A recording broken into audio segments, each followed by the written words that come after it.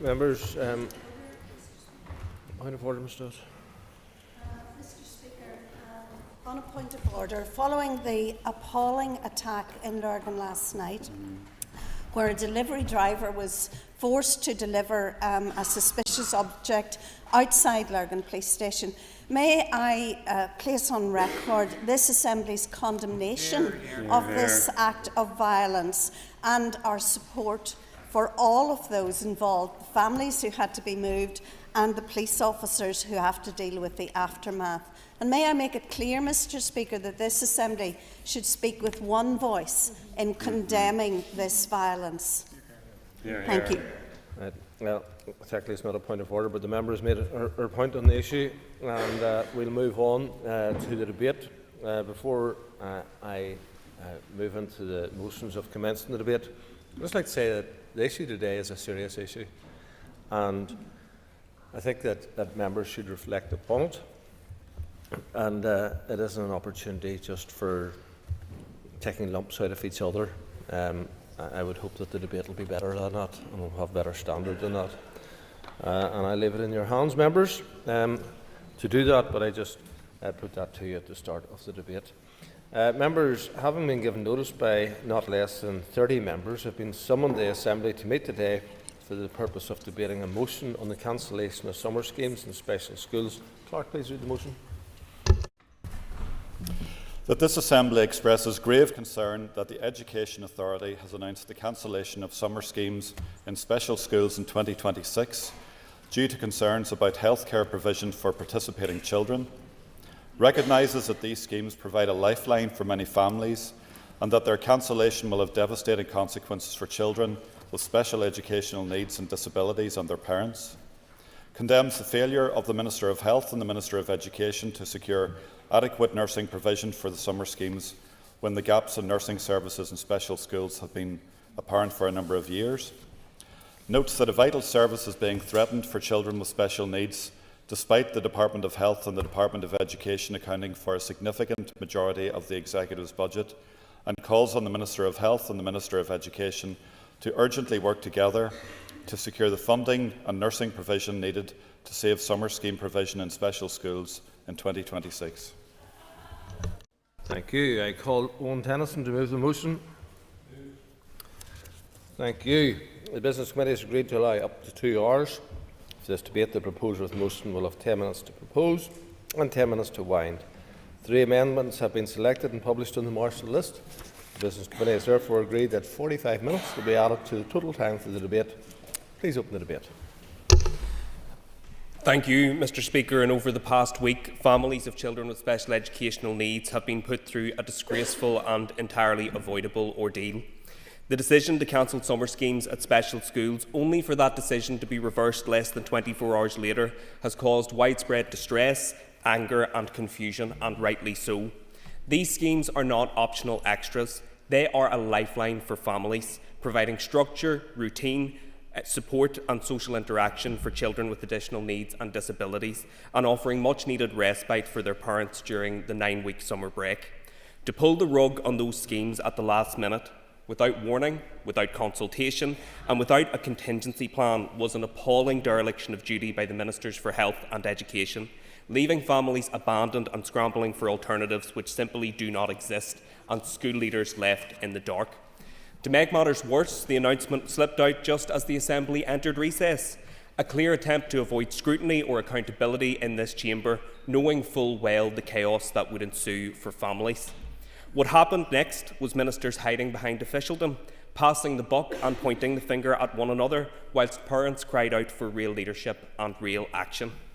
It is, of course, a relief that common sense has since prevailed, but it should never have taken a backlash from concerned parents or a recall petition from Alliance to drag ministers back around the table. The fact that it did, and that resolution could then magically be found within 24 hours, exposes just how shambolic and blasé the approach has been to these vital schemes. The issue of nursing provision in special schools is not new. The concerns about the delegated scheme are well known, nor is it simply the preserve of summer schemes. The departments, by the Minister's own admission, have been engaging on these issues for months, Officials, schools and families have all been raising concerns repeatedly for years. Met with a brick wall, my colleague Nick Matheson, as Chair of the Education Committee, stepped in to facilitate a meeting between principals and the health trusts back in 2024 and facilitated a further meeting with the two ministers later that year. Lofty promises and commitments were made about reviews and action, but clearly, Mr. Speaker, nothing has changed. Parents of children with special educational needs are at breaking point. They are forced to fight every single day for every scrap of support they need throughout their child's life. From diagnosis, securing school places, accessing respite and planning a post-19 future for their child. Every delay, every barrier, every blockage places more strain on families that are already stretched beyond their elastic limit. This latest debacle is not merely an administrative failure or an operational decision, as the Minister claimed. It is yet another blow to families who are exhausted from battling the system at every turn, whose children always seem to be the first to lose support and the last to find out. This issue is a microcosm of a system that is failing children with special educational needs in our society and their families. And yes, the U-turn is welcome. Yes, families are relieved that the schemes will now go ahead, but that relief does not erase the harm. It does not ease the anxiety or replenish the confidence which has been so heavily diminished, nor does it answer the fundamental questions. Who made the decision? Why was cancellation of these vital schemes ever on the table in the first place? When were the ministers aware? Why did they sit on their hands? Why did they not intervene earlier? Why were the Education Committee and the Assembly never notified? Why was it not possible for schemes to proceed safely on a Thursday, but suddenly it was entirely possible to make them safe on a Friday? What will the provision actually look like this year for those families? Will the nursing cover be sufficient? Will they ensure that there will be no repeat of this saga in future years? What steps will now be taken to address the issues in nursing provision which have been occurring for years? And how can they rebuild the confidence of parents in the Minister's ability to deliver wider reform to the SEN system, given the shambolic way this situation has been handled? Parents deserve those answers. They deserve accountability and they deserve a fulsome apology in this Assembly today from both ministers. Anything less, including resorting to the usual bluster, deflection and political attacks with which we are so accustomed in this chamber, will speak volumes to the families who are in the public gallery today. They don't want more buck passing, more blame, more political point scoring in this chamber. They are demanding full transparency about the decision-making process around these schemes. Mr. Speaker, this Assembly has been recalled to give voice to the frustration felt by parents, by schools and by the wider public who are horrified by how this ordeal has been handled. We must send a clear message today that the rights of children with additional needs are not optional, they're not secondary, that this support cannot be switched on and off by departments as and when it suits, and that their families should never again be used as pawns in a game of political chicken between two ministers. We need guarantees, not a vague assurance that this mistake will never be repeated, and we need a clear cross-departmental commitment and plan to ensure that nursing provision, staffing and SEN support are stable, sustainable and protected. That is the least that families should be able to expect from two departments that collectively receive over 71% of the Executive's budget. Because SEN children and their families deserve consistent, meaningful support, not chaos, not confusion, and not, frankly, the incompetence that we have witnessed over the last week. No child in our society should ever be an afterthought. They deserve ministers who get it right the first time. And I commend this motion to the Assembly. I call Cathy Mason to move amendment number 1. Thank you. You will have 10 minutes to propose amendment 1 and 5 minutes to wind. Please open the debate on amendment 1. Gormaogat, the confusion and the chaos of this past week around the cancellation of summer schemes in our special schools has been nothing short of a disgrace. But let's call this what it actually is. This is a crisis of the Minister's own making. He knew about this for months, and what did he do? Nothing. No urgency, no leadership, no plan. Instead, while families here are crying out for support This minister is off chasing his Transform Ed pet projects, travelling abroad, visiting Israel and its occupied territories, cheerleading an illegal war and rubbing shoulders with warmongers, all while failing the most vulnerable children here at home. That is the reality, and the consequences have been devastating. This decision has caused unnecessary distress to families who already have to fight tooth and nail for every single bit of support for their precious child. Families who plan their entire year around these summer schemes. Families who depend on them, not as a luxury, but as a necessity. This didn't have to happen. But instead of stepping up, instead of doing the work, this minister took the easy road. He cut the service. Let's be honest, this is a cowardly decision. Minister, a family contacted my office and asked me to raise directly with you in this house today. Each year they get one short holiday. They rely on this summer scheme as respite, the only opportunity that they have to get away each year. And when this news broke last week, they cancelled their holiday out of fear.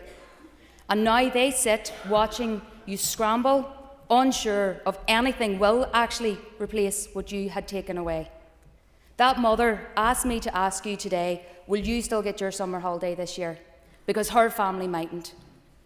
Also, I want to acknowledge Alma White and the Caleb's Cause campaign, a family who know all too well the reality facing so many others and the devastating impact decisions like this have on families right across the north.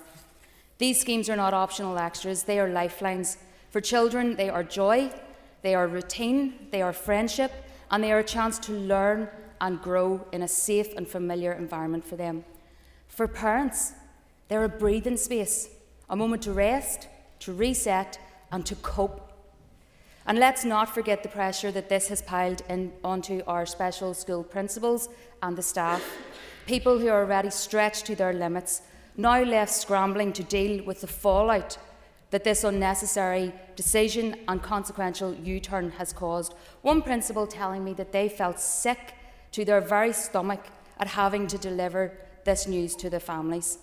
Many staff members rely on that week or two of summer scheme work. Others give up their precious time during the summer with their own families, and you pulled the rug out from under them too. Minister, you have long been aware of the crisis in on-site nursing provision in special schools. You should have been lifting the phone, working with your colleague in health, working with special schools, working with those children in specialist provisions to try and expand these summer schemes so that they can access them too, not taking them away from the most vulnerable. And instead of addressing these issues that actually matter to people, what did you spend your time doing last week? You chose to instruct officials to draft an official ministerial statement attacking 2 female members of this Assembly, simply because they dared to question your decisions and bruised your fragile ego. This minister speaks volumes about your priorities. Minister, I'm not here to agree with you or rubber stamp your poor decisions. I'm here to hold you to account, to challenge you when you get it wrong, and to stand up for the families who are too often left fighting on their own. And on this issue, Minister, you have failed them. This Assembly has already voted no confidence in you. School leaders have lost confidence in you. Teachers, classroom assistants, SENCOs coming to us every day have lost confidence in you. And after this week, Minister, families who have already been through so much hurt and anger have lost confidence in you too. So I will ask you again today, plainly and clearly, will all summer schemes in special schools definitely go ahead this year? No spin, no deflection, none of your usual bluster. For the families who are watching today, is it a yes or is it a no? Gormagat. I call Peter Martin to move amendment number 2. Moved. The member will have up to 10 minutes to propose and 5 minutes to wind. Mr. Martin. Thank you very much, Mr. Speaker. Firstly, I think, and most importantly, I want to begin by acknowledging the worry, stress, and the disruption that the initial cancellation of summer schemes caused to parents in Northern Ireland with special educational needs.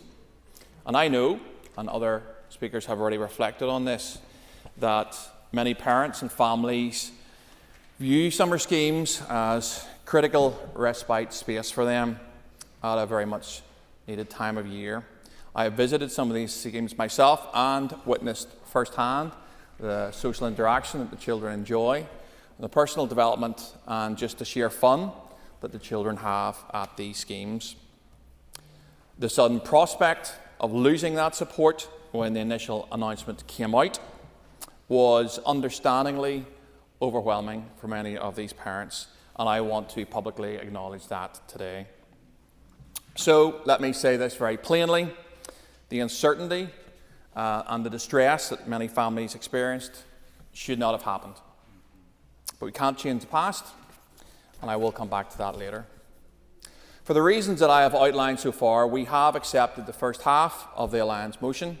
We have no doubt in our minds that the impact of the temporary cancellation had a devastating effect, and there's no point in debating that fact today in the Chamber. I think it would be helpful to outline some of the facts that did lead to this decision and that some members have already commented on. Initially, the EA highlighted that the level of risk associated with running SEND summer schemes related to the safety of pupils, and that this was a significant concern for them. We also know in this Chamber that the complexity of special educational needs has changed over the last number of years, and also the numbers of children attending these schools has risen significantly. It is also acknowledged that many of the children who would be attending these summer schools have increasingly complex needs. The Education Authority did make clear it was prepared to deliver the summer schemes this year, provided that the Department of Health could supply necessary clinical support. It is also important to note that the special schools principals have shown significant commitment to running schemes in the past, but they have also flagged up concerns about the current operating model with regard to clinical cover.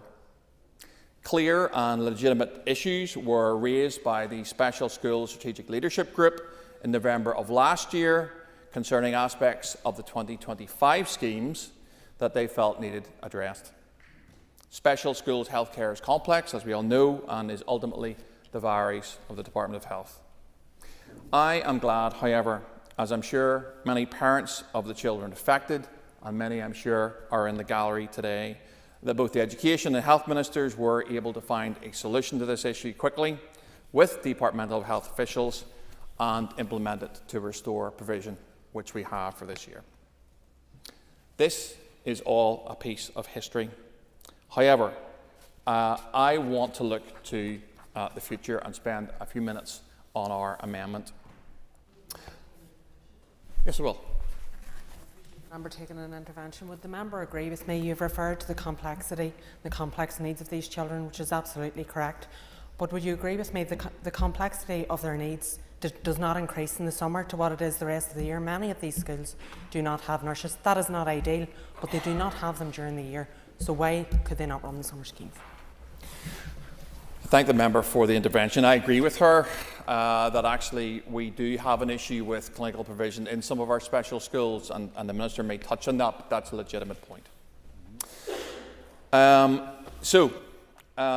I said, we have left the first half of the amendment intact because I believe that that is a very legitimate expression of how many parents felt about the situation. The second half basically condemns both ministers, but doesn't address the ongoing problems we have with special educational needs and how we support our most vulnerable children. So, the bottom half of the original amendment is now redundant, that calls for the schemes to be obviously reintroduced, and that is now progressing. However, in our amendment, we look at the wider issue of special educational needs. It's a stated executive priority, and rightly so. However, we reflected this, that the proposed DOF budget for next year places significant pressure on special educational needs, and it's worth taking a moment to look at that in detail. The Sinn Féin Finance Minister's draft budget, which his party has currently said is unacceptable, puts significant pressure on the Education Minister and particularly special educational needs as we go into next year? I will to the member, yes. I want to go on that passing the buck here to the Finance Minister. And that really is that you're completely tone deaf here in everything that you've said. Absolutely tone deaf. Well, I clearly wouldn't agree with the member. However, I'm happy to give way back to him if he'd want to explain to me why the Education Minister's paper on getting additional resources for special educational needs has never made it onto the Executive's agenda. And actually, that is a responsibility for anyone watching. Just explain how this works.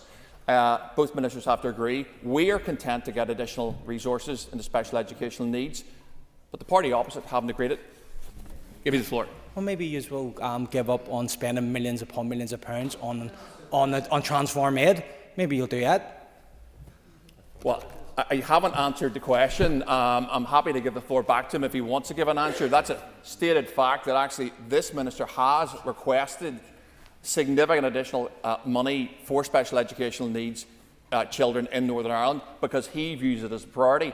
It's the members opposite who have not agreed that paper, and that request is sitting, never tabled. So I want to deal with the figures. The Department of Education's total resource pressures, based on the members opposite finance budget, is going to be about £600 million going into next year. For anyone watching today, the phrase resource pressures is civil service speak for money a department needs to break even, but it currently is not allocated. Of that £600 million that the Education Minister needs, 1/3 is money that he requires for going forward with special educational needs provision.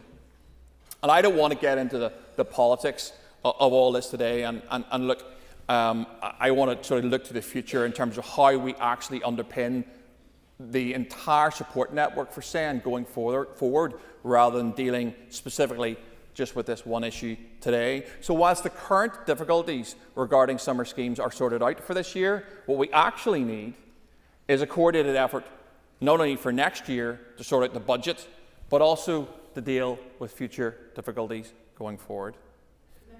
In this, I'm sorry, I literally don't have time now, and I apologise to the member. In this party, we are committed to that objective. The Education Minister has asked for additional funding so he can underpin the support that's required for SEN. Other parties will have to answer for themselves in terms of their commitment to that objective. Mr. Speaker, I want to echo the comments of my colleague and good friend Cheryl Brownlee, who sits on these benches with me today. Cheryl has a child with special educational needs, and she said publicly that these summer schemes are not a luxury, they are a lifeline. And I wholly agree with that sentiment. We cannot change the last week for parents of special educational needs, with parents who have children with special educational needs in terms of the summer scheme provision, but I am glad that that has been restored. But what this chamber should also be looking forward to is what we do in the future to ensure that our most vulnerable are protected. And I believe that this minister is committed wholly to that as well. He needs the money to ensure that future. It's up to others in this chamber to stand with him and agree that money, so actually the future for these kids can be ensured. As I considered the future of special educational needs provision in Northern Ireland, and I thought about coming to this chamber today, I remembered a quote by C.S. Lewis, who said, "You can't go back and change the beginning, but you can start where you are and you can change the ending." Mr. Speaker, I think that's a fitting challenge for every person in this chamber today, and I would encourage members to support our amendment. I call Colin McGrath to move Amendment 3. Thank you. Mr. McGrath, you'll have 10 minutes to propose Amendment 3 and 5 minutes to wind. Thank you, Mr. Speaker. This entire situation has been a stain on this executive and how it does business. Ministers blaming each other, arm's-length bodies taking decisions that impact badly upon people, even officials that don't even know what qualifications their staff have. And all the while, no one here prepared to fess up and take responsibility until the people united and sent a clear message that what was happening was wrong. And what we have seen is two ministers do their negotiations on the airwaves, and then they had to bow to public pressure. Sheer dysfunction. And for all the noise, all the meetings, all the accusations, who was standing up for the children? This issue, the cancellation of the summer schemes, and indeed provision for children with special educational needs, is not new. The pressures around nursing in special schools have been known for years. They did not arrive overnight. They didn't suddenly emerge in March 2026. And that raises a very serious question. Where has everybody been? Because every single party involved in this executive is also represented on the Education Authority. All four executive parties sit around either the executive table or have reps on the Education Authority. The minutes of the Education Authority have highlighted that there were problems and that the problems were brewing. And all four parties in the Executive and in the Education Authority should have known that. All four have access to the corporate reporting, to its governance structures, to its minutes. All four should have seen the warning signs. The Education Authority's own published papers and committee minutes have repeatedly highlighted workforce pressures, challenges in securing healthcare support and risks to service delivery. Yes. I thank the member for giving way. Would the member agree with me that those appointed to the EA board are appointees, they're not political reps? And can I also point out that they did raise this with us, and I raised this issue with the Minister in a written question, only to get told that it was an operational matter, not to do with him. I thank the member for her intervention and say it just speaks to the dysfunction. Even if you do have representatives and they raise matters, it doesn't get resolved. That is cold comfort to people out there, because we have to cannot pretend that this is a surprise. It's not. It's a failure of oversight. It's a failure of grip. And ultimately, the failure of the collective responsibility that there should be in the executive. And that is why our amendment points out an uncomfortable reality. But it's also a truth. So the blame shifting and the press releases were in poor form. And children with some of the most complex needs in our society being used as leverage in a political row. And where was the equality impact assessment for this decision from EA? Some of the most vulnerable being impacted by their decision. Were their needs taken into consideration, or was this just a chance to score a political point off a different minister?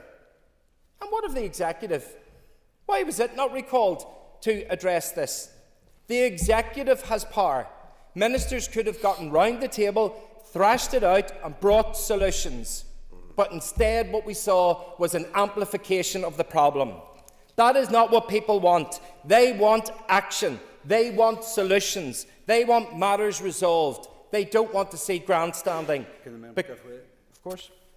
Thank the member for giving way. Would the member agree with me that this debacle, where we've seen vulnerable families used as pawns in political games, is indeed typical of how this executive does business and highlights a lack of collaboration and collective responsibility between departments and ministers, and that this has also been painfully evident in how the executive has dodged or ducked and dived to dodge any responsibility around the local growth fund fiasco, leaving vital services without funding, valuable staff without jobs and vulnerable people without support.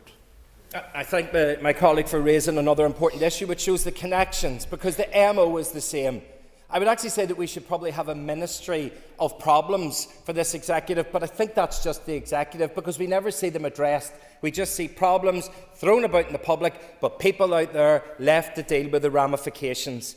But if I can bring us back to where this story here belongs, it's to the children and their families, to the parents who rely on these summer schemes, not as a luxury, but as a lifeline that provides structure, care, development, and respite, because caring for a child with complex needs is relentless. It's 24/7. It's physically exhausting, emotionally draining, and often done with far too little support. For many of those families, those few weeks in the summer are the difference between coping and not coping. That is not a political rhetoric, that is reality. And it is a reality that has been reflected not just in what we hear in our constituencies, but even across the wider coverage over the past week in news outlets who have highlighted the deep anxiety, the anger and the distress that was caused by this decision. Parents describing themselves as abandoned, families saying that they are being pushed to a breaking point. But there is another point that cannot simply be ignored. It took public pressure, it took headlines, it took families speaking out for action to finally happen. Because we know that on Friday, after the issue had been dragged into the public domain, the Department of Health and the Department of Education suddenly found a way forward. Suddenly there was a solution. Suddenly progress could be made. And while that is welcome, of course it is welcome, it raises a deeply uncomfortable truth. If a solution could have been found on Friday, why was it not found months ago? What is the solution? What nursing cover will be provided? How will it differ from previous years? And is it a permanent decision, or will it just be for this summer? Once again, a dysfunctional executive presiding over dysfunction. A solution, but no detail. More uncertainty. One wonders, why did families have to go through days of fear and uncertainty? Why did children have to become the centre of a political storm before departments did what they should have done in the first place: sit down and fix the problem? Because what this tells us is this: the system can work, but too often it only works when it is forced to do so, and that is not good enough. Before I call Mr Burrows, I just ask the Assembly to note that the amendments are mutually exclusive. So if Amendment 1 passes, Amendment 2 and 3 will not be called. And vice versa. If Amendment 2 passes, Amendment 3 will not be called, and so forth. Mr Burrows, you have 5 minutes, as is all other speakers. Thank you, Mr Speaker.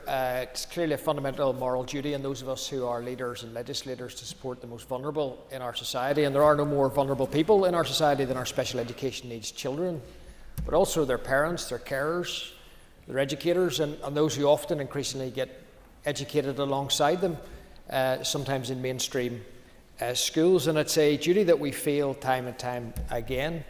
And what happened last week should never have happened.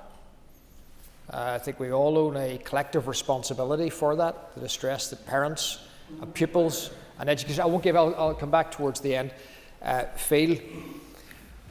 There's been already, unfortunately, finger pointing and point scoring, but I actually think what the people of Northern Ireland want is a sense of collective responsibility.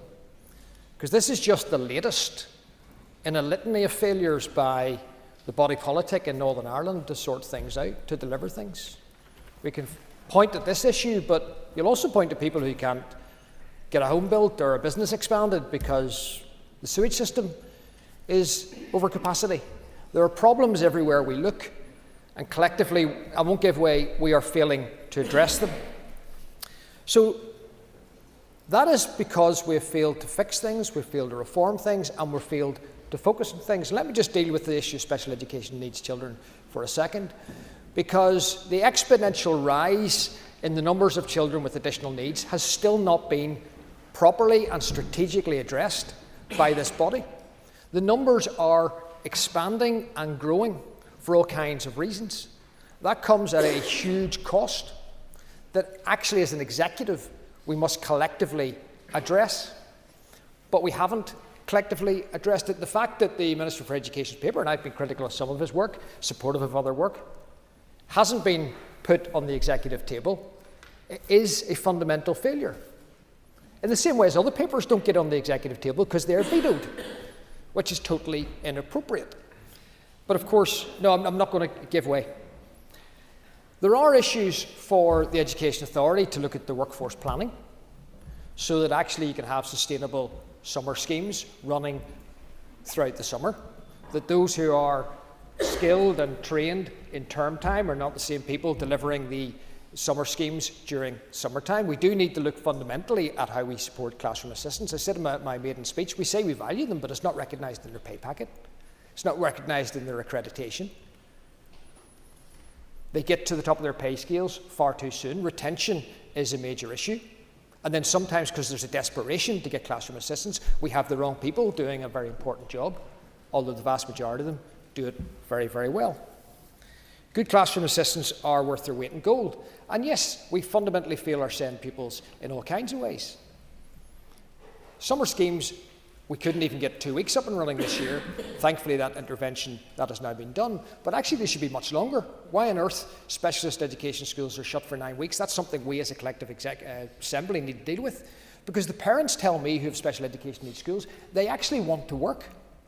They want to be out there contributing to the workforce, having their careers, and they can't because they don't get enough support at all aspects of our society, in terms of childcare, in terms of respite, in terms of the length of summer school schemes. And it is penny wise and pound foolish because, of course, they tell me that the progress that their child makes throughout term time is often set back when they're not at school for 7 out of the 9 weeks. Then they have to play catch up. And that's not just about respite for the parents, it's actually about the opportunity for the special education needs child to be able to have the opportunity maybe to get a job in the future or to live independently. All of that is set back when you have these big gaps. The parents can't work. The desperation because they wait so long for diagnosis.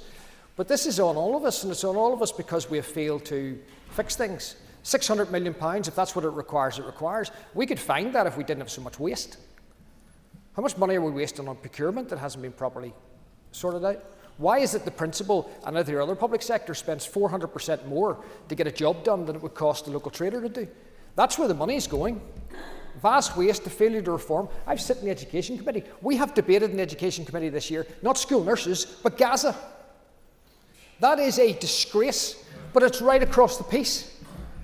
We fail to focus on the right things, we fail to fix the right things, we fail to reform this place, and then we point score and finger blame.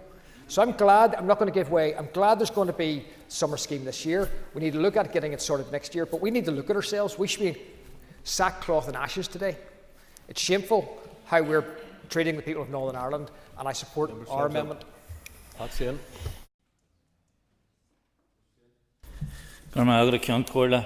It's often said that society is judged on how it treats its most vulnerable citizens. And among our most vulnerable citizens are our children and young people with additional needs, some of them with very complex needs. They deserve to have a summer scheme, and their families deserve to have some respite from the 24 hours a day caring for their children. These children and their families are paying the price for the failure of this education minister. Our most vulnerable citizens have been cast to the side by a minister who believes there are more important issues, like spending £250,000 on phone pouches, one of his pet projects. Summer schemes for children and young people with special needs are also often the only opportunity that parents get to have a holiday themselves. And I wonder, did Paul Given... Yes, I will. For taking an intervention. Would the member agree with me that all of this distress could have been avoided, and this is actually causing deep, deep distress to families that are already under the most immense pressure of any of our families?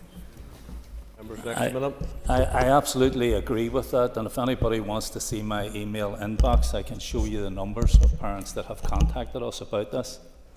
I wonder, did Paul Given think about that when he was recently in Washington rubbing shoulders with the notorious rapist in the White House, or when he jetted off to Israel to hobnob with wanted war criminals, the very people who are responsible for killing 25,000 children in Gaza and the destruction of the complete education infrastructure.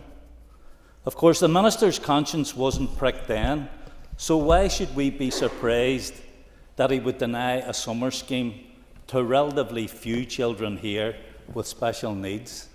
I don't detect any empathy there at all.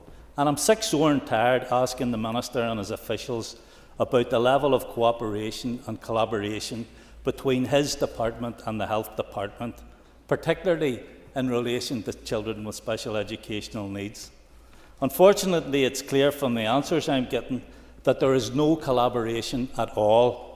Paul Given has known for months that these summer schemes were not going ahead. He has known for months. Can he tell us how many times he lifted the phone and called Mike Nesbitt to try and get it sorted out? Can he tell us what his officials did to resolve this? I'll tell you what was done. Zero. Zilch. Nothing. The Education Minister obviously thought it wasn't an important enough issue for him to bother intervening. Until that is, it blew up in the media. And I'll tell you what he'll say. He'll say it was an operational decision for the EA, nothing to do with me. Time and time again, children with special educational needs and their families are paying the price for the failure of the Education and Health Ministers to work together. That's a disgrace of epic proportions, and that is this Minister's fault. In fairness to the Education Minister, perhaps he was too busy on other issues. This week, for example, just before recess, he managed to get 2 ministerial statements out, one attacking 2 female MLAs from the Education Committee, who had the temerity to criticise some of his policy. This minister doesn't like criticism, especially when it comes from women. And the other correction to an answer he had given in here in the chamber when he was asked if he had ever been accused of bullying. Yes, the Minister is a busy man. I welcome the U-turn by the Minister on this issue of the summer schemes, even though it should never have reached this point. However, we are hearing from sources within the EA that it still might not be capable of ensuring these summer schemes will go ahead. So we need to hear unequivocally from the Minister today that they will proceed, and he needs to urgently publish a timeline so families know when schemes will take place and when they will receive the information they need. At the outset, briefly, yes. Okay. Look, for those of us who have raised children with special educational and complex needs and who live with us today as adults, it's not simply enough, would the member agree, for a U-turn in relation to these summer schemes. What we need is a reset in relation to how our children and our adults with educational, complex and additional needs are treated not only by the Education Department but by the Health Department. I couldn't agree more. At the outset, I said that society is often judged on how it treats its most vulnerable citizens. I hope society in general won't be blamed for this debacle. That distinction belongs to the Education Minister, Paul Given. Stand up and take a bow, Minister. You will always be remembered for withdrawing bursaries going to children from disadvantaged backgrounds to go to the Gaeltacht. Now you can add another string to your bow as the Minister who couldn't be bothered organising summer schemes for children with special educational needs. Where am I at it? Dan Forsyth.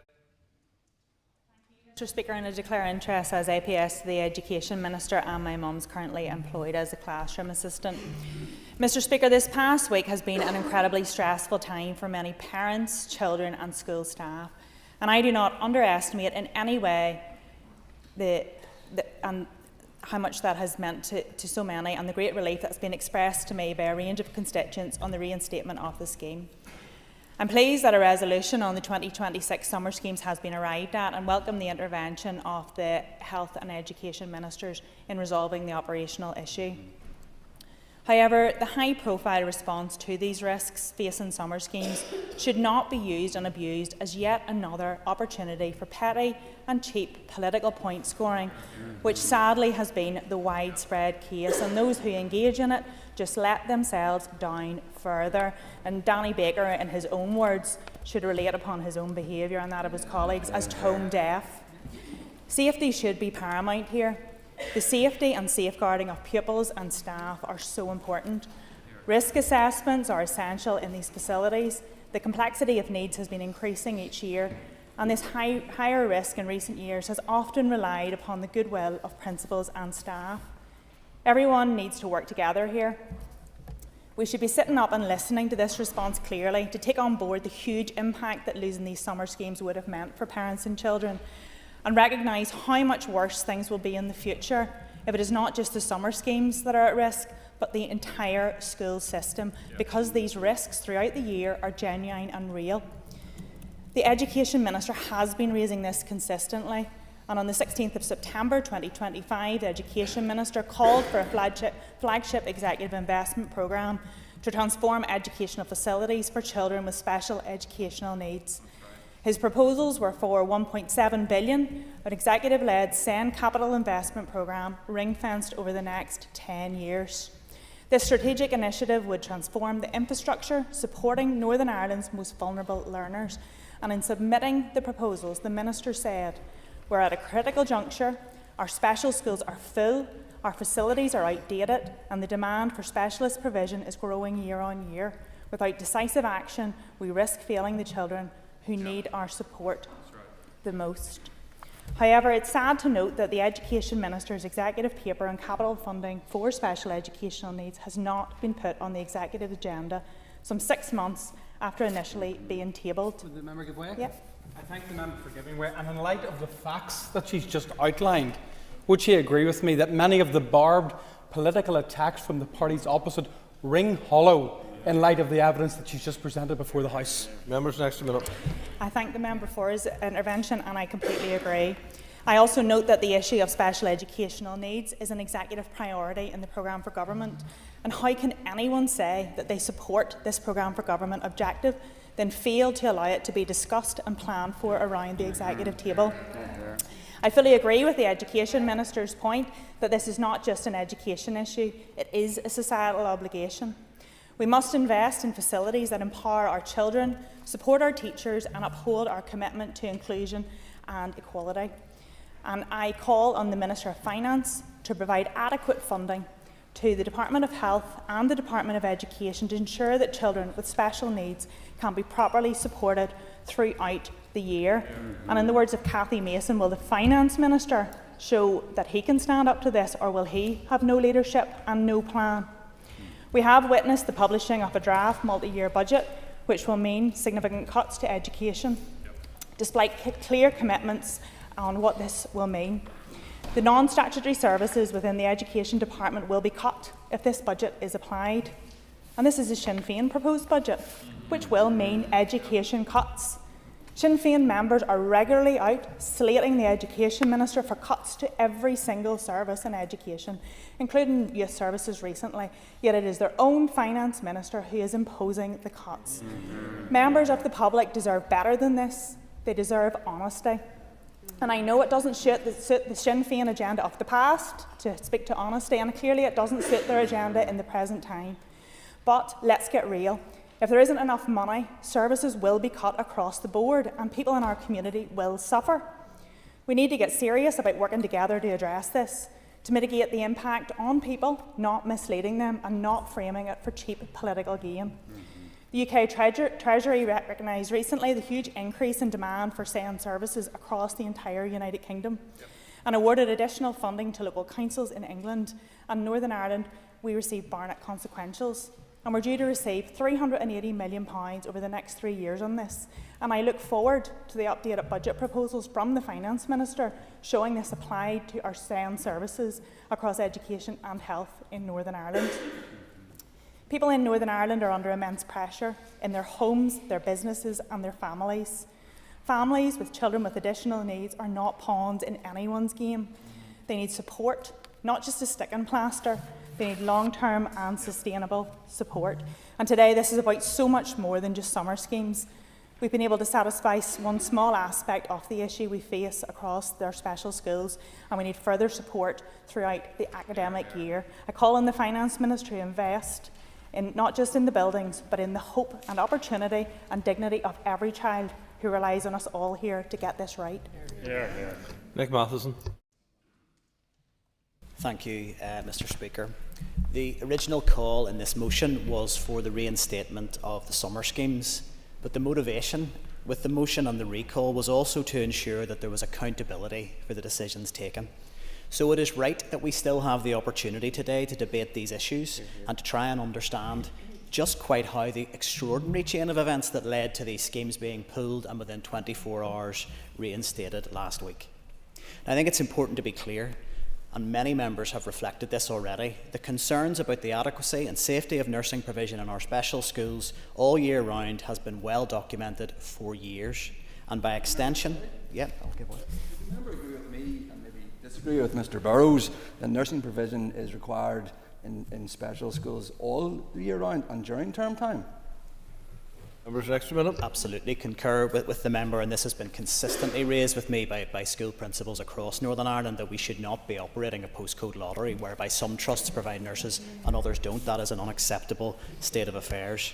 But by extension, if there are concerns around the safety of provision in our special schools during term time, then it is equally clear that summer schemes taking place outside of normal operating arrangements, that those concerns and safety issues will be heightened.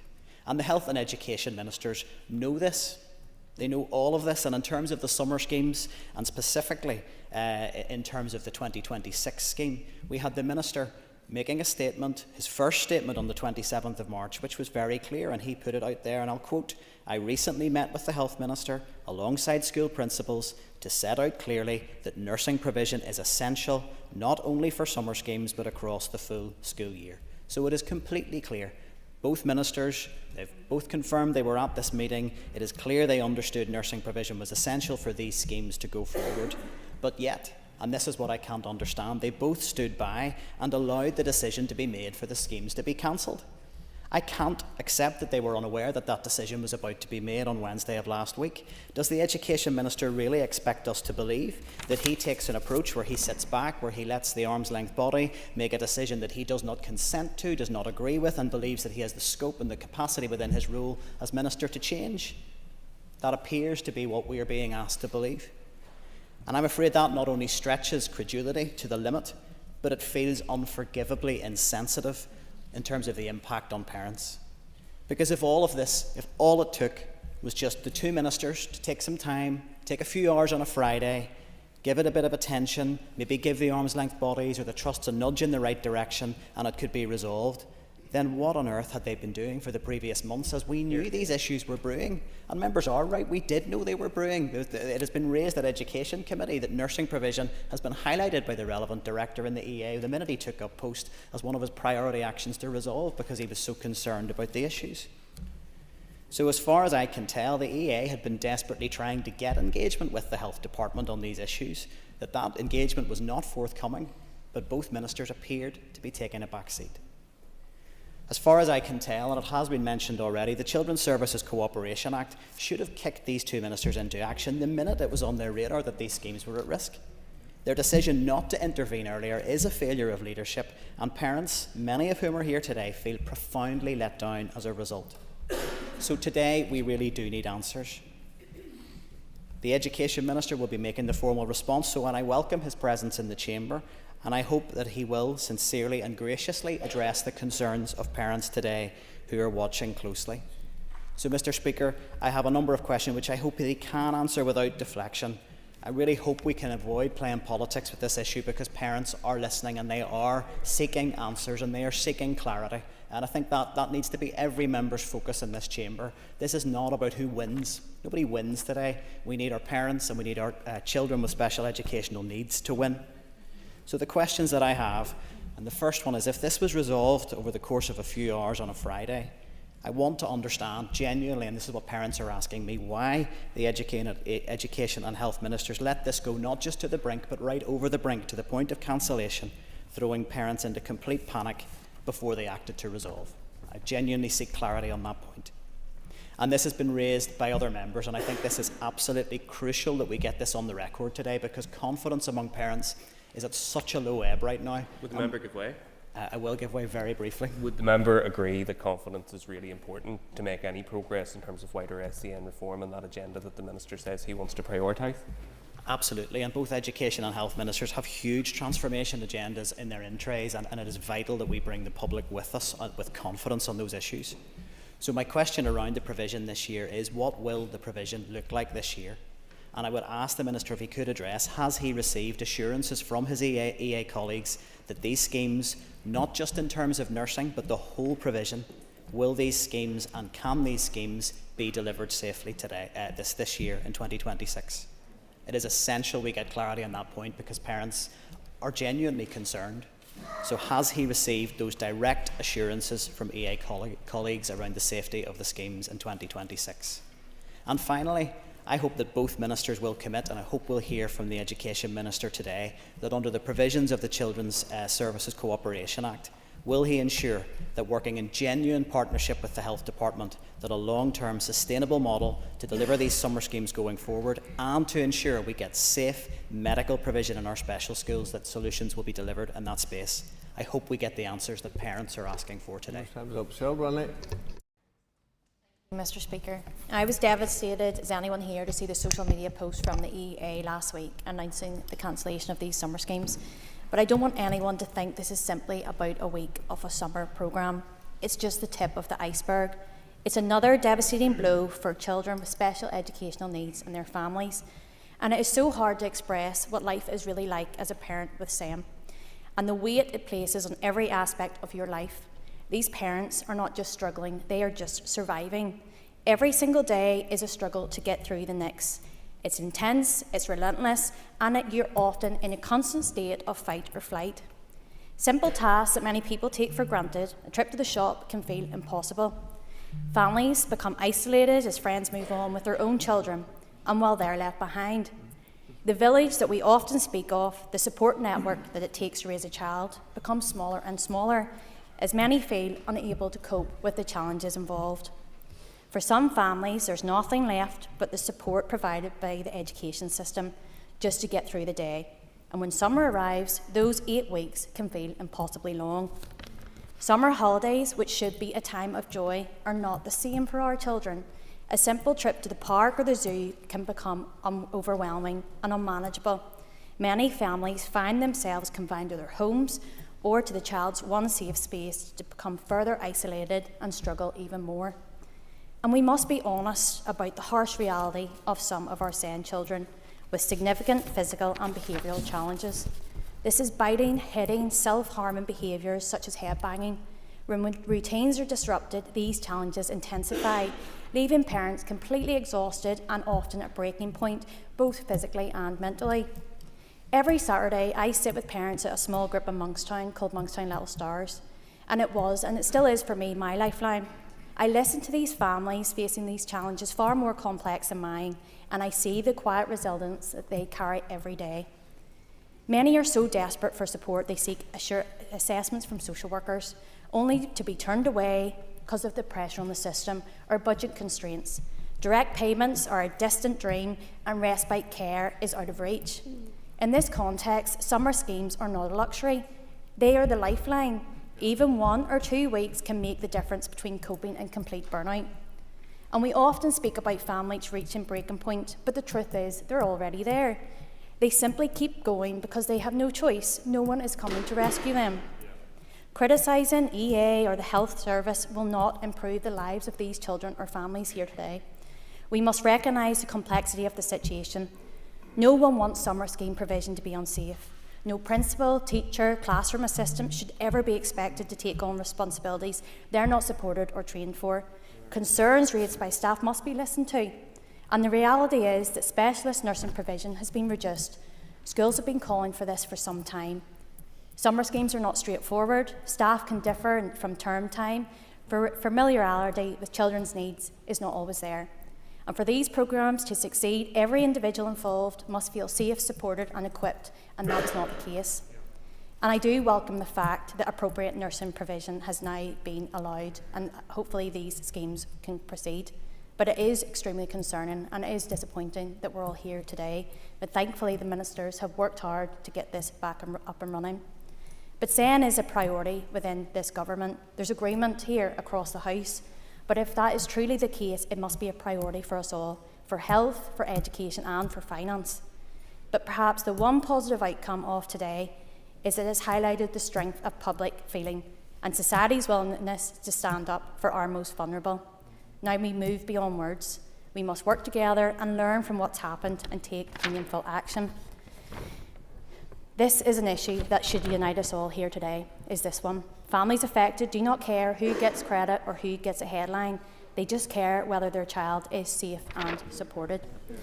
If we're serious about making SEN a priority, we all must start delivering consistently, together and with urgency for these young people and their families. Thank you. Neil McAllister. Thank you, Mr. Speaker. Our motion today describes these summer schemes as vital and a lifeline for children and their families, and this reality cannot be understated. I recognise the comments across the chamber are trying to touch on the reality of the day-to-day lives of these parents and their children. And I also recognise and respect that this isn't about political point scoring and must be about those families. But what I must say is that without accountability, there will never be any change, and that is what is important too. Hear, hear. Much of the focus today has been on the Department of Education, and rightly so when we have departments that must work together. But I want to spend a lot of my time regarding the Department of Health and the Health Minister's responsibility in this area. When the troubling announcement was made last week, straight away all of us heard from parents who have children who at the time were still in school, who were just entering their Easter break and already stressed about the lack of respite that they had. And the common theme with them all was that these summer schemes were not just a form of respite for the families, but a form of respite for children too. That families have to rely on education settings to provide much-needed respite services is a dire indictment on the actions of the Department of Health. I have spoken so many times in this chamber about the Spotlight documentary I Am Not OK, which aired 18 months ago, and following that documentary, the Health Minister committed £13.1 million investment into respite services. However, my ongoing contact with those families and numerous others trying to access respite services that they have been approved for have not been able to do so. We were highlighted to the Health Committee just 2 weeks ago that things were okay, that many of those families were happy. However, following that committee briefing from the South Eastern Trust and the briefing from the Health Minister just last Thursday, I was contacted again by those families and the National Autistic Society saying, I am not okay. MLAs were reminded of the aim of the campaign was to ensure that respite facilities for those families in crisis were introduced, that additional residential and overnight respite beds were added to the system, and no matter how many times I have asked the Minister, his department officials or officials from the various trusts, it is maintained that the additional £13.1 million investment was not just about increasing beds. We've seen minimal progress, but the point still remains that overnight respite has not been restored to pre-COVID levels, which weren't even good enough then. Last week, we were also informed of a trust sending money, either £200 or £500 to families who are in receipt of direct payments or not, and who have been approved for respite care. The trust couldn't get any respite themselves, so they thought, we'll leave it to you. One of these families contacted me over the phone and said, I looked for private help. £52 an hour they were quoted, and they provided me with that proof. If a trust cannot provide the respite, how are we expecting parents? And I understand that some of these children require 4-to-1 support, 3-to-1 support, perhaps even 2-to-1, but many of these mothers who are at home looking after their children are doing it on a 1-to-1 basis, and we expect them to cope, but they cannot do it anymore. And many of these, The member agree with me that all forms of respite are a lifeline to these families with children with additional needs, some of them at the edge of crisis, and that this issue is too important for another U-turn like we've seen with the real living wage. Ministers must give guarantees that all forms of respite, including these schemes, will be delivered. Members, an extra minute. Absolutely, I agree with the member. I'd also had another mother on the phone just yesterday who was in a dire state about the lack of summer scheme provision, and when I actually told her that there was a U-turn, she hadn't even realised, and her answer was, well, what was the point of it then? What was the point of it? Parents have been speaking about why they're at crisis point, that today isn't just about summer scheme provision, it's about the why we are here. It's because parents are at breaking point, they're in crisis. Parents are having to relinquish the care of their child to the state because they simply cannot go on. This was such a distressing announcement to be made at the start of the Easter break, not just for government, but also for families who are having to cope over the next 2 weeks.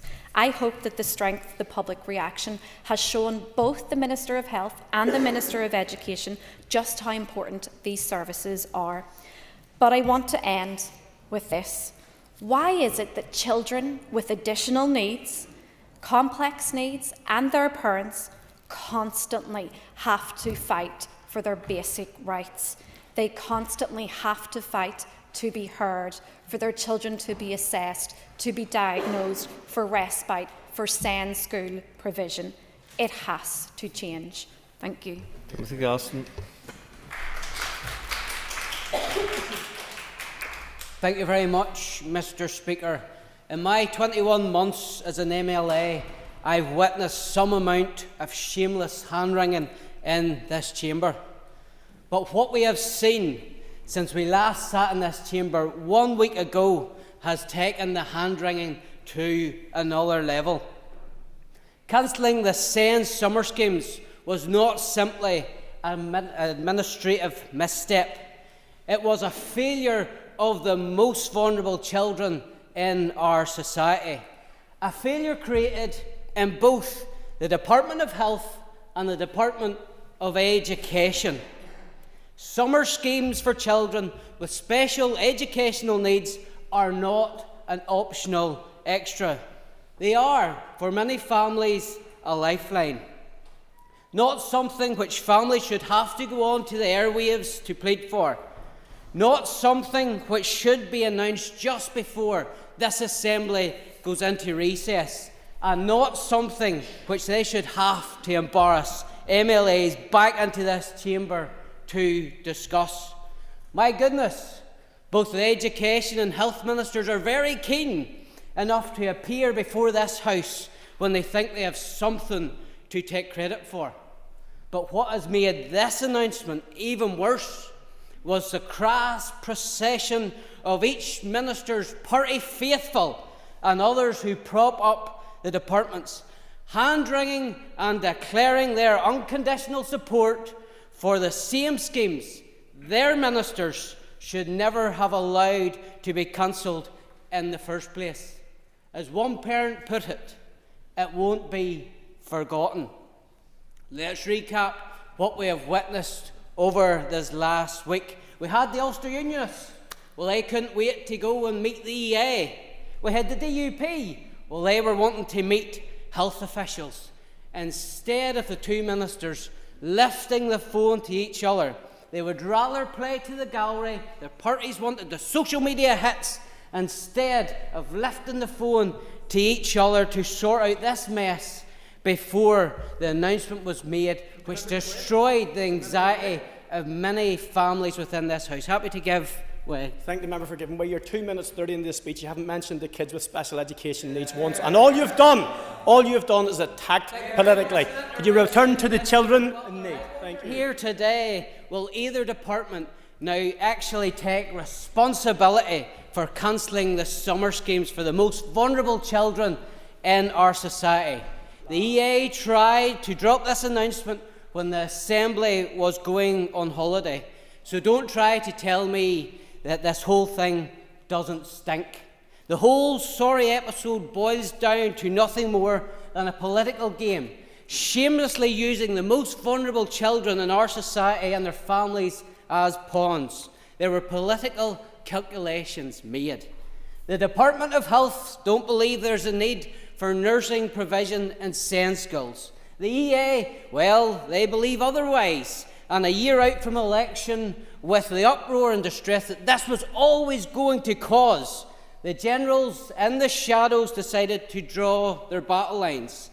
This has been a shameful episode, and we must ensure, each one of us within this House must ensure that no more will vulnerable children, no more will they ever be used in the future to sort a political disagreement.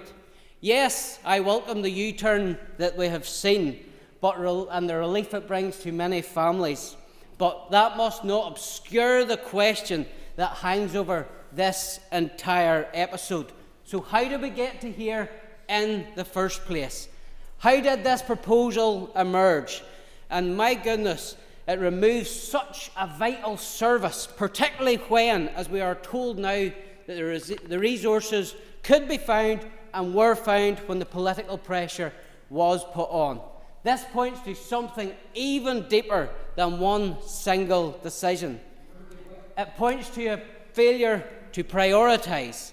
And Mr. Martin referred earlier on, his words were that this is a piece of history. No, no, no, that won't solve or save the blushes of the Education Minister or the Minister for Health.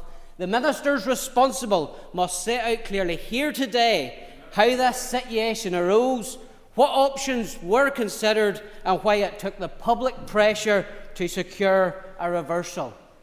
Did the ministers not know? Well, if they didn't, what else is going on in their departments under their nose that they haven't noticed? Or did they simply not care? Members, if it's the latter, then all the platitudes we've heard here today are hollow. But the blunt truth of the matter is, for Mr. Nesbitt and Mr. Given, the answer why we're here today is contained in the affirmative response to one of those two questions. We've heard many warm words from around the chamber from each side, but the proof will be in the pudding. When the 380 million comes to the executive, what will that money be spent on? It's coming because of special educational needs provision in England. So it's coming over 3 years.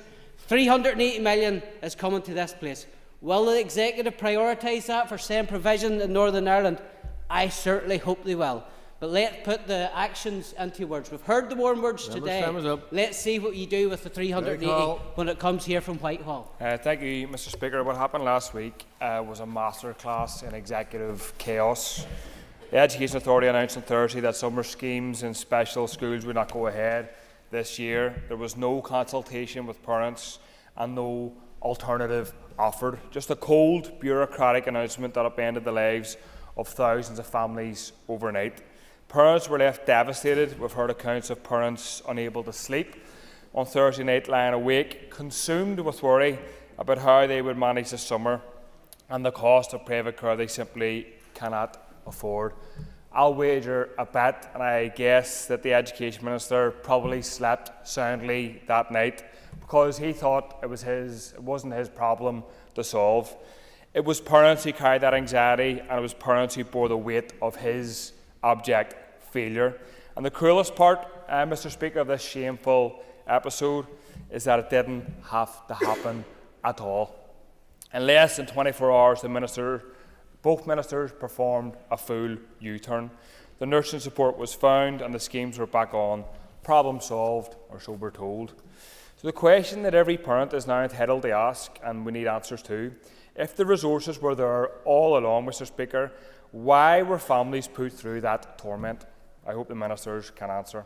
The answer is that they were simply not a priority until parents and the public made it impossible to ignore. And I want to commend those parents. Their immediate and furious opposition forced these ministers to do the right thing. That pressure worked last week, and it can work again into the future. I've also been contacted, Mr. Speaker, by parents of children with additional needs, including those with severe learning difficulties in mainstream schools. They have no summer schemes to avail of at all, and they shouldn't be punished because they lost out on the lottery game of school placements. These families want to see whole-scale reform of a broken system and full equality across the board for SEN, children with SEN. As Alma White and others have said, if a U-turn is possible in 24 hours, what else could be achieved with genuine political will 24 hours, weeks and months into the future? The same logic applies across this executive's record of failure. Caleb's cause campaigners are absolutely right that parents should be able to access SEN provision beyond the age of 19. That fight must be won, but they have been failed by this executive as well. The senseless decision, Mr. Speaker, to not ring-fence the youth service budget could also be reversed. guaranteeing thousands of young people safe spaces, youth workers and the late night provision they desperately deserve and need. We also shouldn't lose sight of the fact that adults with disabilities and additional needs are being failed on the daily, Mr Speaker, by this executive. My constituents who have to pay several £1,000s a year for ADHD medication and other associated healthcare treatments because they can't get diagnosis and support on the underfunded and failing health service. Or the constituents of mine and others, no doubt, who are losing money, a large sum of money every single month from their PIP payments because they are put in care homes instead of supported living places because, lo and behold, those places don't exist and they aren't in place. So people with disabilities being failed as well. I missed the start of the move of the motion, but from what I heard, I didn't disagree with anything he said. But also I think his party should be careful, and Sinn Féin as well, because they constantly talk about efficiencies and savings in services. And this is where this road leads to. When you talk about efficiencies, when you rail against duplication of resources, every single time in recent history, it's people with disabilities are put on the chopping block. So I'd urge the members to be careful about that political approach. And just in conclusion, Mr Speaker, rumours are swirling that there may be a deal in the executive around the local growth fund, and I don't know, and I'm not on this executive. But the disastrous decision by Westminster to strip the local growth fund will have a massive impact on frontline services, threatening hundreds of jobs and tens of thousands of vulnerable people in this process. The executive can and should step in today, right now, and prevent that catastrophe. Last week's fiasco did prove one thing, Mr Speaker, that bad decisions are not inevitable. They're choices that can be reversed when ordinary people refuse to accept them. Call on the Education Minister to respond. Ministry of up to 20 minutes. Thank you, Mr Speaker, and I welcome the opportunity to respond to this debate and to set the record straight. I will follow in the same vein as the Chairman of the Education Minister, who I think set the Chairman of the Committee, who I think did set the right tone in terms of, one, holding me and the Minister for Health to account, but actually seeking genuine information, and I will do that. But I will set the record straight on a number of points that have been raised, and I'll get to the questions that Mr Matheson raised in due course. It is unfortunately clear from today's debate that the agenda of some members who have spoken is to exploit this issue for party political purposes. Mr Sheehan said that a mark of society is how it treats the most vulnerable. And then shamelessly, Sinn Féin have abused children with special educational needs for narrow party political advantage. And I think they owe an apology, and I trust if it's Mr Baker who whines, whoever it is, Sinn Féin will apologise for the things that they have said, to use children to pursue their vendetta around Israel, President Trump, and their own personal vitriol that they have towards me, I think is shameless, and they should reflect on being tone deaf when it comes to this particular debate. As Mr Baker smirks from the backbenches, that is not what the members who are here in the gallery or the wider public are here to listen to.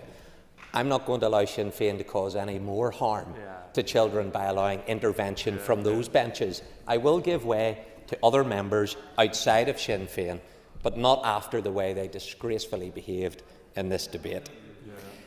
Let me say from the outset, supporting children with special educational needs is an executive priority, as stated in the programme for government.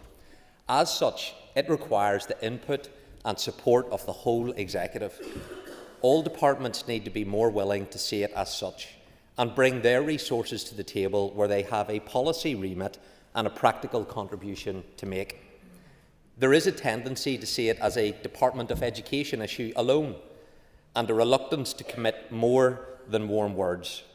The summer scheme situation is an example of this. The Education Authority quite simply cannot provide these safely on their own. They need the support and investment of others. And I cannot stress enough how important summer schemes are for children at special schools and their families. My colleague and good friend Cheryl Brownlee spoke passionately about how much this means to her as a parent of a child who will benefit from this particular scheme. And her words and the words of those parents and families are the ones that should prevail on this issue. In 2025, 33 special schools out of 40 special schools offered summer schemes. The majority of pupils attending special schools attend these schemes. The summer is a long time for families whose children cannot access mainstream services. Summer schemes provide many benefits for children, allowing for much needed social interaction with other children, continuity of learning and a sense of routine. They also provide much needed respite to families and have been described by many as a lifeline, and that is what they are. I have visited many special schools, including Willowbridge Special School in Enniskillen, only last week. The contribution, I'm not giving way to any Sinn Féin member after your behaviour today.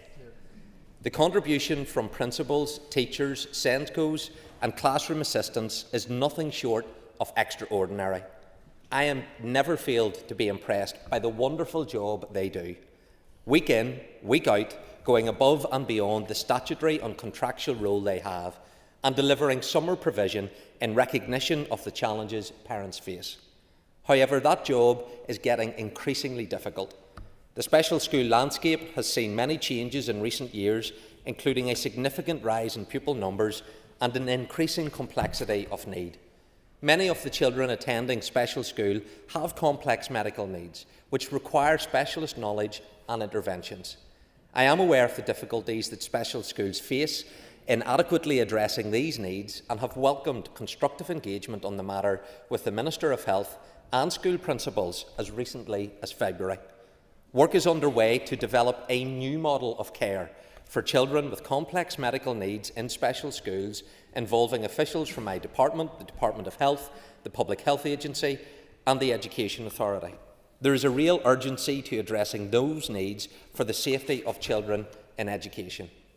However, through this engagement, I am aware that the challenge of addressing healthcare needs is particularly acute during summer schemes. The summer provision is not always delivered by the same teachers and classroom assistants who know the children best, a point that some members have not fully grasped when they have said that the same teachers, the same classroom assistants that deliver term time provision are the ones who deliver summer scheme provision. That is not the case. Some do, many don't, and therefore members ought to be aware of that.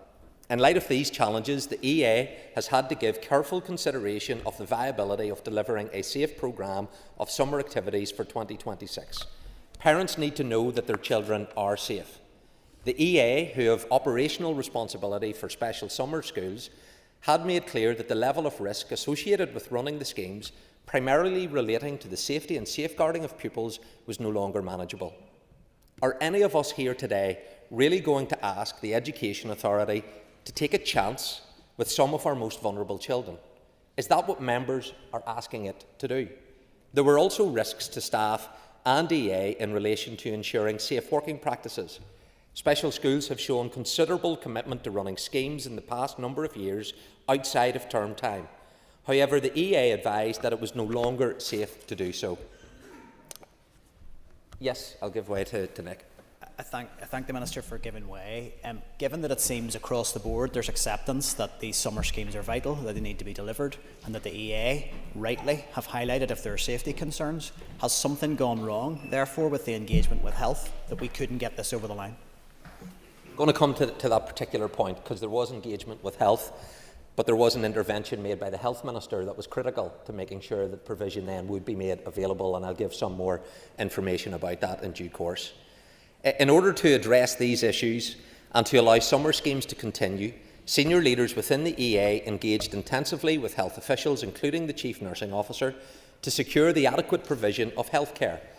Now, I understand that significant work was undertaken by the Department of Health to provide proposals for solutions based on training and support.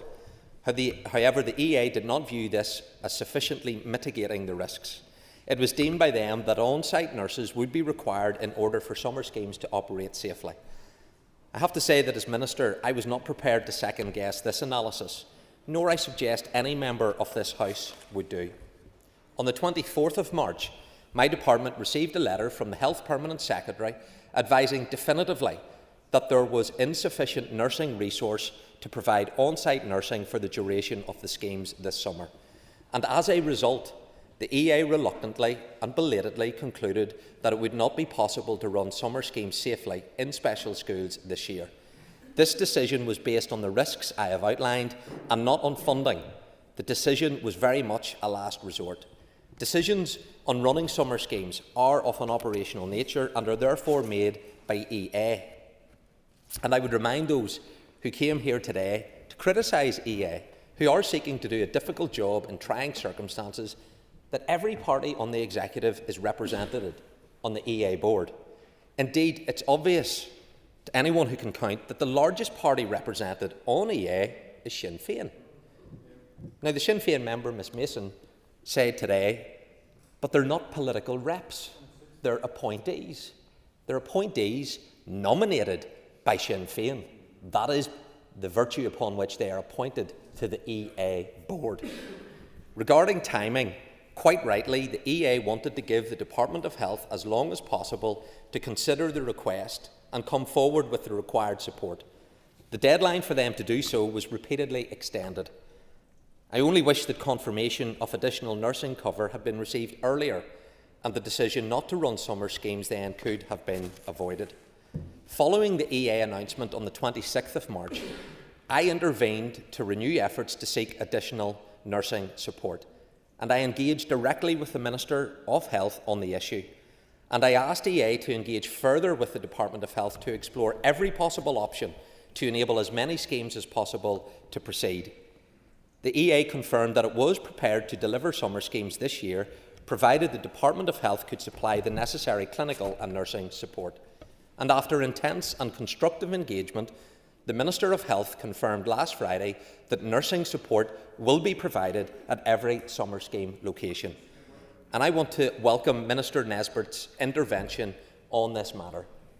However, it should not have taken the intervention of Minister Nesbitt to direct his officials for the correct outcome to be delivered after months of engagements with health officials.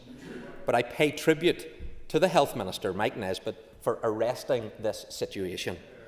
This ensures that essential clinical oversight will be in place and offers a solution in relation to the health risks. Following this confirmation, the EA's Chief Transformation Officer updated special schools on the 27th of March on the joint working between education and health and highlighted that appropriate nursing provision will be in place to support pupils who require healthcare support during special school summer schemes in 2026. The letter also highlighted that EA will continue to work with special school principals to urgently prioritise planning for the summer schemes. While the EA will aim to provide as close as possible to the delivery offered last year, considerable work is now required across multiple partners, including schools, EA, the Department of Health and trusts. I think I could hear, Mr Speaker, Mr O'Toole and then Mr Donnelly. I appreciate the Minister giving way. I just wanted to check a point of information. He mentioned the operational nature of the decision made by EA. They announced that on the 26th of March, which, and then after that we had obviously the public reaction and the discussion between Health and EA. Was he informed by EA before the 26th of March that summer schemes would be discontinued? Just, I think, for a point of information would be helpful to know before they made that announcement. Process where I had engaged in this issue for a number of months. EA had outlined the health and safety aspects and the nursing requirements to it. Indeed, at the start of last week, I had been engaging with EA on this issue, and my own Permanent Secretary was engaging with the Department of Health Permanent Secretary throughout the course of last week in terms of getting information as to the consequences of not getting nursing provision available. I was aware of that and was actively engaged in seeking a resolution. Mr Donnelly. Thank you, Minister, and thanks for taking the intervention. The Minister will be aware that SEN and youth sit under the same area in the EA, and while it's welcome that SEN summer schemes are now going ahead, the EA Youth Services can't plan past June. How can one confirm for July and August when the other can't? Can the Minister confirm when the EA 26-27 Youth Services budget will be available for the whole year, and be honest?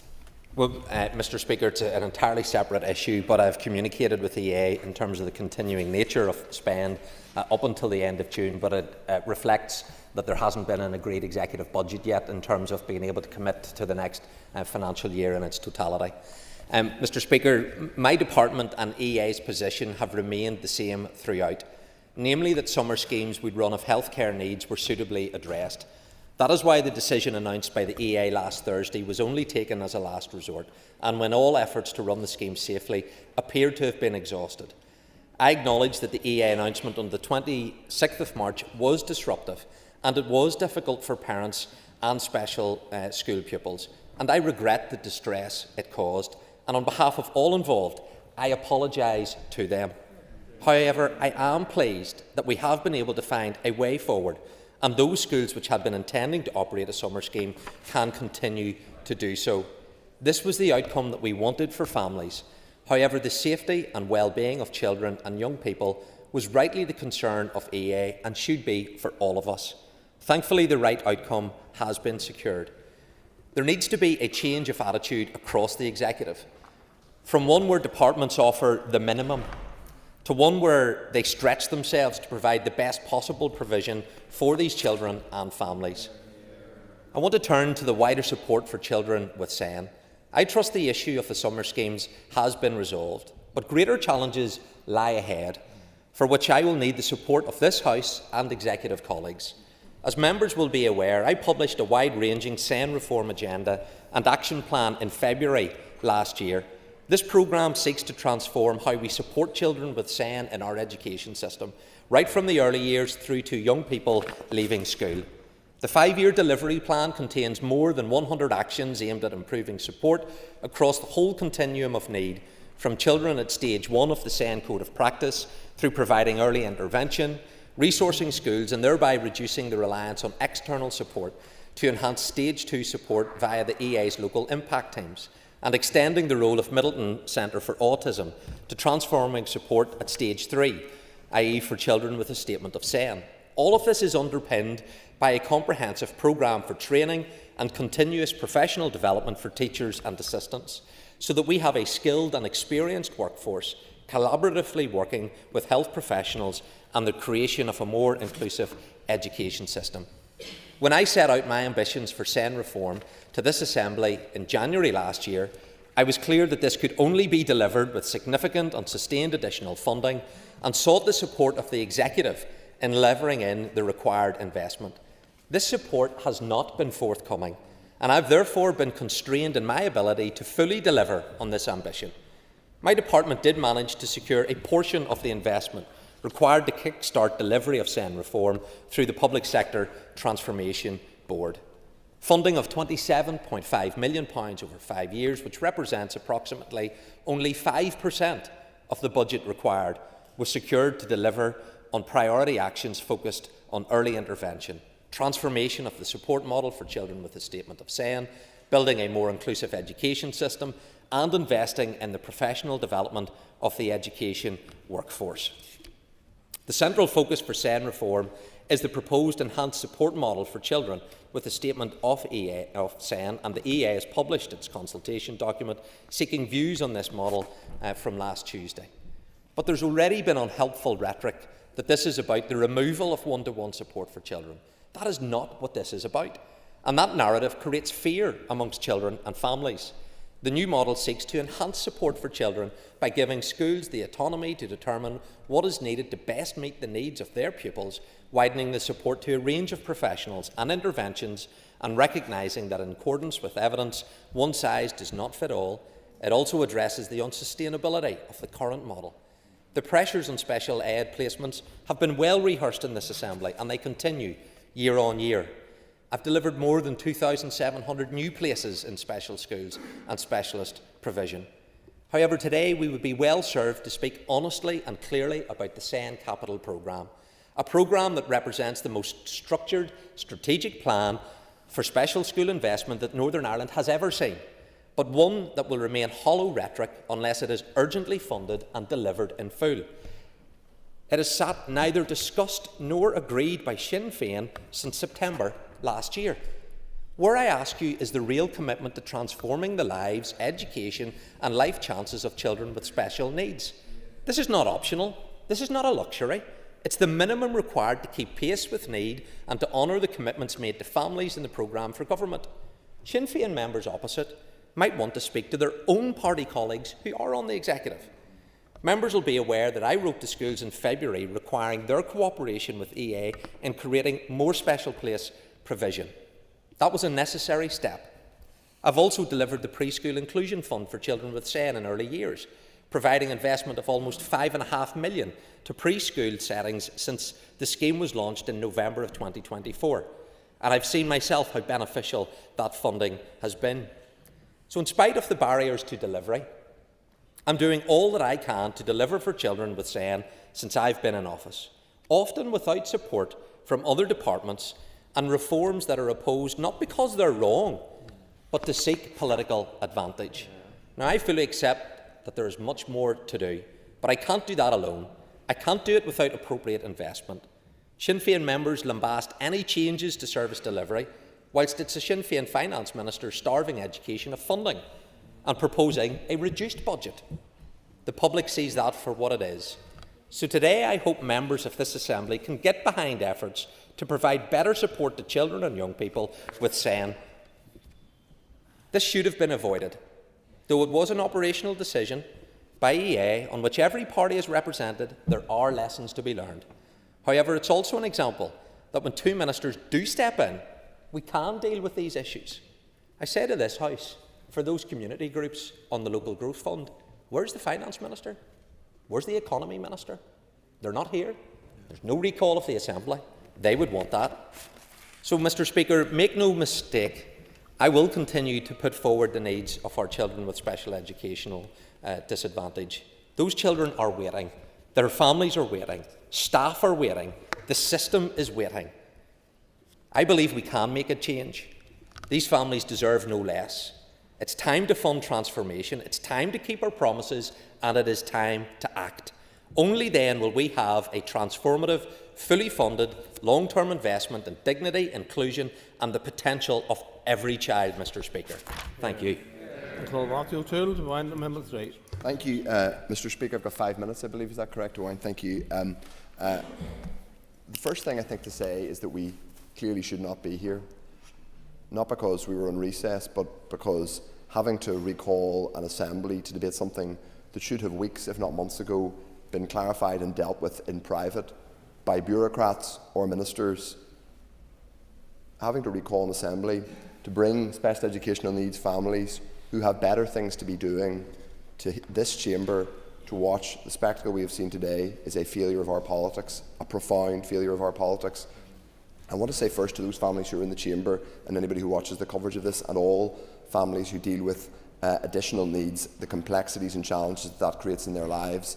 I am deeply sorry that you had to endure the utterly unacceptable farce that happened last week, the additional stress that it caused in you and the lives of your families, which are so stressful in the first place and involve, as was said eloquently by Cheryl Brownlee, immense additional stress and burden that those of us who do not have that burden don't really understand, frankly, but it's our job as legislators and as public officials to do everything we can to support you.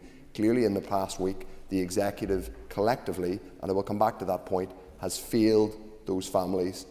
We recognise and welcome the fact that a U-turn has been announced, but we should never have got there in the first place, so we should never have been here in the first place. Mr. Speaker, what is the purpose of government? It's ultimately to work together, those who are elected to office, to serve the public. What we have witnessed today is a spectacle of different political parties who are supposed to be working together for the common good, tearing lumps out of one another. It is shambolic, but it's also shameful, given the state of, first of all, support services for special educational needs families, but also our public services more generally, and the fact that we have not yet agreed a multi-year budget, and that community and voluntary services are, as of midnight tonight, going to be losing funding critical to support communities. Instead, the largest parties, which comprise the executive, have come into this chamber and gleefully torn lumps out of one another. I just want to say, first of all, around the specifics of the decision made, or lack of decision, first of all, lack of clarity given by the Education Minister and Health Ministers. I appreciate the Education Minister clarifying some of the points, but clearly this was an immense failure by him and his department, and indeed the Health Minister, to clarify this earlier on. He confirmed to me on an intervention that he knew before the 26th of March, indeed he knew weeks before that, that this decision was going to have to be made, or was about to be made. And before EA made it on the 26th of March and made the announcement that the summer schemes would be discontinued, he knew. There's no reason, and I haven't heard today anybody explain to me a reason why at that point he didn't say, Minister Nesbitt, we are colleagues in the executive, can we sort this out so families are not placed in this position? Or indeed their permanent secretaries didn't have that conversation, or officials much more junior than permanent secretary didn't have that conversation weeks if not months beforehand. That is a failure of collective government here, and I'm afraid we've seen more of that failure today from parties that are in the executive, including Sinn Féin and Alliance, and I respect the fact that they're standing up and speaking for special educational needs families, but this is an executive failure writ large. The public want government which delivers for them writ large. They don't simply want point scoring for its own sake. They want better outcomes for them and their families, and this spectacle has been depressing. Our amendment is clear and clearly points out that the minutes of the Education Authority meeting from the 26th of February show that this was discussed by the board of the Education Authority. Now, we don't sit on that board. That's not us shirking responsibility. If we did, I would be asking our representative why they hadn't briefed us and pushed us to ask questions about it. But clearly, all of the executive parties are represented on that board. So there is a legitimate question. I think Nuala McAllister said earlier on that nothing will ever improve without accountability. That's our job in opposition, and we do it without fear or favour. Why did Sinn Féin, Alliance, as well as the Ulster Unionists and the DUP not clarify? I don't have time, I'm afraid. I take interventions all the time. Deirdre, I just don't have time because I've got such limited time to wind. You did raise it, but it wasn't clarified. Instead, it's much better to come in the chamber and have the panto villain Paul Given to shout at. Your two parties are supposed to serve the public here. Certain parties want Paul Given to be a panto villain. He at times is all too willing to play that part. It fails the public. It fails the public eyes, genuinely. We still have a year left. We have to improve public services. We have to finally pass some legislation. We have to prove to the public, including the families here today, that this place can actually deliver something for them. We cannot go on like this, genuinely. Thank you. Thank you. Call Robbie Butler to move Amendment 2, or to wind on Amendment 2. Thank you, Mr. Speaker. And this debate has at times, though not exclusively, I regret to say, focused on not simply what has happened last week, regretfully, but on what it reveals about our system, how it operates when departments should and must work together, but sometimes fail to hit that mark, and last week was an example of that moment. I believe, though, and this will not get me any clicks, likes or shares, that no one in this chamber actually deliberately sets out to fail. No minister, no official, no service leader wakes up intending to disappoint families. Yet, time and again, disappointment is exactly what our families experience, because, sadly, our culture and our systems too often make that outcome predictable. Sorry, I don't have enough time. The recent crisis around special education summer schemes is not a one-off failure. It's a clear example of what the Autism Reviewer describes as a recurring system pattern, where delivery depends on coordinated action, but that coordinated action is not secured in advance. The need for nursing support had been assessed. That's been covered. The value of those schemes and these schemes are absolutely known. What was missing was the alignment. Although there are questions that still remain to be answered. What has changed in the assessment from previous schemes, and is the same support required for SPIMS?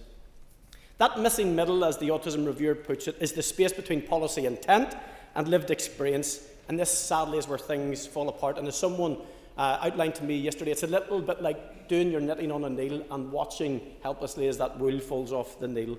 But we do see that repeated elsewhere, Mr. Speaker. We see it in the ongoing failure to design and agree meaningful post-19 provision. Young people and their families facing a cliff edge, not simply because we lack policy, but because we lack clear joined-up delivery and distinct ownership. I'm glad that the Health Minister has put this front and centre at the door of the First and Deputy First Minister for their intervention. We see it when children with special educational needs do not receive their school placements at the same time as their peers. that delay is not administrative. It's a deeply felt human impact. We see it in the gaps in the local growth fund, which risk once again leaving some of our most vulnerable young people behind, but yet some would suggest that it's simply someone else's problem. So, Mr. Speaker, we must ask ourselves, what is our role in all of this? Our role is to ensure that legislation, some that we have already passed, including the Children's Cooperation Act, is not simply admired as a principle, but that it's effectively used in practice. Because right now that Act is not being utilised to its full capacity to drive that cross-departmental working that it was designed to secure. And that is not simply a rebuke of the Education Minister or the Health Minister. That's for every single one of us in this chamber. This failure was not deliberate. But if we do not face up to the challenges, if we do not move beyond silo working and into genuine shared ownership, then we cannot escape a difficult truth, Mr. Speaker. Our systems will have proven to not be fit for purpose. And we do need a new culture. That culture was outlined in 1998 in the Good Friday Agreement, and we do need to get back to that spirit. One that leaves no one behind. One that is honest with families. One that does not overpromise, but does absolutely not under-deliver. Because families shouldn't have to come back here and fight weekly, monthly and yearly to get the systems that they are entitled to that would support them and their children. Those things should already be there, Mr. Speaker. Delivery must be reliable, not exceptional, and certainly not unexpected. And I ask members to support our amendment. Thank you. I call Donny Baker to move Amendment 1. And I just want to start to say that we are in this position today not because of the executive, but because two ministers could not pick up the goddamn phone to each other. No excuses, no deflection. That's exactly what it is. Families are here watching. Families have seen what you have done to them last week. You knew about it. So let's not pretend that it's the executive's fault, or let's not pretend that the finance minister's fault. We know who it was. You just didn't pick up the phone to each other. You just have to take responsibility for that. And you can't, through gritted teeth, say it's regrettable and give a half-hearted apology. You wholeheartedly need to apologise to those families and make sure it happens. Because I caught it in your speeches that we'll do everything we can to make sure it happens. No, it has to happen. And remember, this isn't for all of the children. You took away the very little that they have, because not all children get the support. And do you know why they don't get the whole support? Because children aren't being placed in the right setting. I've said this time and time again when I'm in the Education Committee, because it is my job to scrutinise. It is my job to hold the Minister to account. And I've said that if you get a golden ticket to a special school, you get the more support. There's children who are not being placed in the right setting every single year. And let me remind this House that last year, when hundreds of children were not being placed, it was around June. We were close to our own recess once again. What we also had was schools closing. Hundreds of children with additional needs were not placed. Where was our Education Minister? He was in Florida, championing Transform Ed. Where was our Chief Executive of the Education Authority? He was in the Royal Box of Wimbledon. Now, if that was mainstream children, I can tell you now, they most certainly would not be on those trips. Absolutely not. They wouldn't have been. So why are we here in this situation where a U-turn's been done and you want to point the finger across this chamber? You wouldn't even take an intervention from these benches. You've not got a single bit of respect to be held to account by the people on these benches. For those who give us the mandate in our communities, children with additional needs have voices also. I'm here to be their voice now and always. And to the Health Minister as well, you used this chamber not too long ago to portray that there was no time for Alma White and Caleb's cause. Now, I don't really want to single you out too much today, but you did try to do that, and when it was pointed out to you that that was not the case, what have you done since? I think Alma deserves an apology. I think you need to be working harder to bring that legislation. The next piece of the puzzle comes from health. Do not stand here and put it at the door of the First and Deputy First Minister, because it's not. Every single minister in this chamber, let's not gaslight people. You all have your own budgets and your own priorities. You can't stand up here and take claim and praise every single time you do something good and get a pat on the back, but when it's going bad, you just want to lay it in the door of the executive. People see right through it. They've seen right through all of your social media posts. They've seen the gaslighting. They don't need it. They want us all to work together. Yes, can we hit the reset button now and work for the next year? absolutely, I'm up for it. I'll stay up here to 4 in the morning every single day if that means legislation will go through this House that supports those children. Because let's not keep calling them vulnerable children. It's the system that makes it vulnerable, the system that you all have priority over. Now, let's stop pointing fingers and let's start working. Let's do that today. I'm up for it. Every single one of you. Let's do it. As I finish on that, let's do a U-turn on Caleb's cause. Let's make sure there's funding going into youth services, because here's a very big point that Danny was trying to make. Youth services is under attack because the minister is then lumping it into the Education Authority's priorities. Now, that is also a small bit of budget that goes to Kids Together, to SOLAS. Those families are already on the phone to me last night going, do you know who will be the first one to lose out this year or next year or the year after? It will be our children. You should be given more, not less. Do you want to have a budget? Let's agree the 3-year budget. See your budget, when you get it, prioritise it for children who need it the most. I'll stand beside you and support you on that, Minister. Well, call Michelle Guy to wind on the motion. Thank you, Mr. Speaker. When I realised that I would be speaking on this motion, I worried about it. I literally lay awake and worried about it, because I knew then, as I know now with the words in front of me, that I cannot do justice to the experiences of these families with words. None of us can. But I will join with others from across this chamber in attempting to. What snapped me out of my worry about this speech was the realisation that it's just not that hard to stand up here and deliver a speech. What's hard is being a parent of a child with complex needs who depends on a week or 2 weeks of a summer scheme for essential respite, only to hear without consultation or warning that it's been taken away. That uncertain 24 hours before the U-turn was announced, that's hard. Some parents in a sheer panic, others simply broken. So exhausted by the daily fight for services and support, they couldn't even muster anger. Anger takes energy, and for many, they have so little left. Being the minister who has been forced here to respond and face accountability for the collective failures of your departments isn't hard. It's the very least these families deserve. Hear, hear. And that is what they have been conditioned to accept, the very least. Summer scheme provision isn't a luxury, and it isn't at all guaranteed for every family with a child with complex needs. But this community of families who look out for each other, who advocate for each other, who hold each other up, stood up for each other when the announcement came. But more than that, on this occasion, the people of Northern Ireland stood with them and said, absolutely not. The people of Northern Ireland said, we will not accept this failure.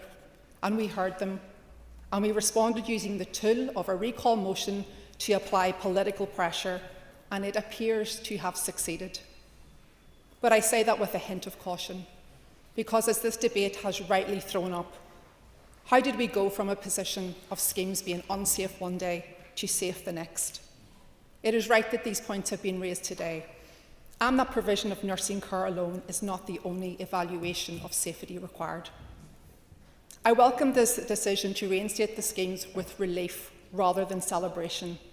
The U-turn came only after the cynical timing of the original announcement was called out. But by then, the unnecessary distress caused to families had already been inflicted. And if we are to extract anything constructive on how this is played out, it is this. We can now stand here when people are finally listening and empathising with the experiences of these families to expose and lay bare that once this Assembly adjourns again today, and it will, the daily struggle of families with children and young people with complex needs will continue. It allows us to point out the terrifying reality of post-19 families. Summer schemes don't get cancelled for post-19 young people. There's nothing to cancel. There is nothing full stop for so many of these families. I spoke to Alma from Caleb's Cause and asked her to sum up the mood of families after the U-turn. And she replied with one word in capital letters: desperation. The decision to remove this service from families already desperate may have eroded what little trust remained between SEND families and the health and education ministries. The scale of the harm that decision would have on those directly affected was not understood, nor the chill factor it would have to other families watching, and that is deeply damning. Both ministers are embarking on reforms that require the support of these families. Authentic leaders deliver change by bringing people together, and they face up to the tough calls. More authoritarian or simply ineffective leaders are more associated with imposing change, being egotistical and hypersensitive to challenge. The former builds trust, the latter shatters it. This episode therefore makes me worry about the difficult reforms both ministers are trying to deliver. By failing to grasp the issue earlier and work together to prevent the fallout we are now experiencing, you have made this challenge even harder. As the person winding on this motion, it's incumbent on me to kind of summarise what the debate has been, and that has been good in parts and disappointing in others. How essential summer schemes are was noted by many members. The key phrase, "these schemes are a luxury, not a lifeline," reflecting the words of the motion. The distress of families and what it represented when this decision was made was rightly highlighted. Members such as Cheryl Brownlee highlighted the ongoing struggle for families, not just over the summer, but year-round. Many members broadened the issue out, largely due to the U-turn, but they went in various directions. But many went to the heart of the issue at hand, the failure to address nursing provision in special schools, one both ministers have failed to grasp, and one that has been raised many times on the Education Committee. And my question for the SDLP and others is, how did you miss it? Failure of the Departments of Health and Education to work together, and the failure of our children with additional needs that has been raised many times, and Pat Sheehan made that point. My colleague Nith McMatheson was the first to point out the Children's Services Cooperation Act. And we need to see departments actually using that legislation, working together meaningfully. Parents will also want me to reflect their disappointment that the Health Minister has not made any contribution to this debate. Hear, hear. Attempts to displace... Yes, go for it. Mr. Speaker, as you know, when there is a debate involving more than one minister, only one minister can respond, and that is why I have not spoken in this debate. But as I am on my feet, I want to offer an unconditional apology to the families for the 24 hours of unnecessary stress and distress. Thank you, Minister, and I genuinely welcome the apology, because the families here today deserve that. I have to say attempts to displace and deflect accountability, however, have been disappointing.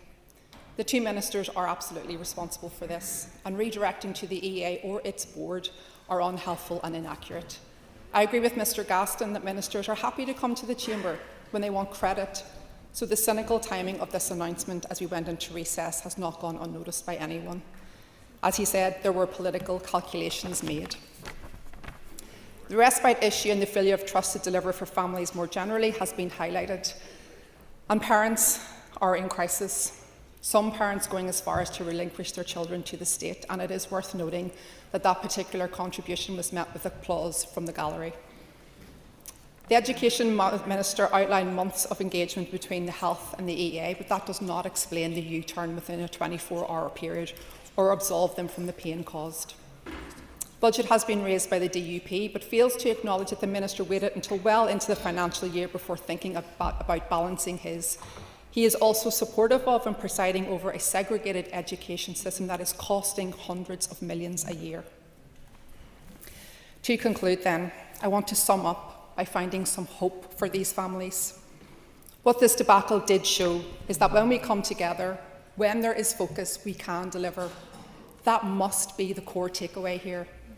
We have seen again and again on the Education Committee that these two departments do not collaborate effectively, and it can't go on.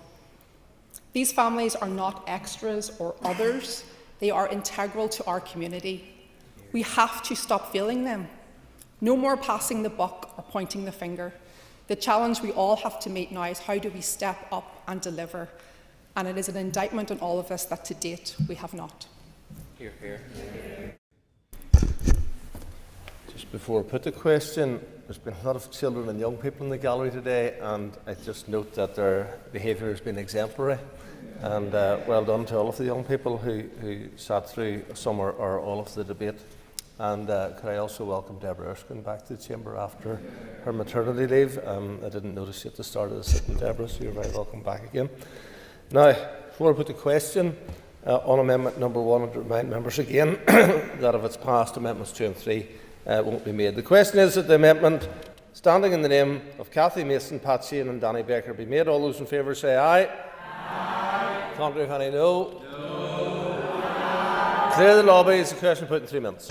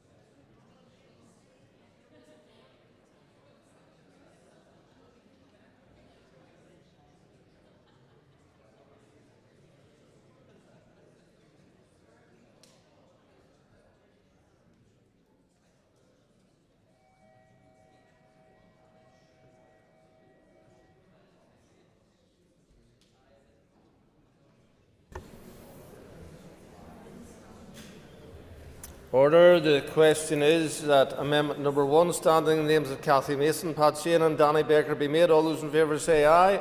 Aye. Contrary, if any, no. No. Do we have tellers?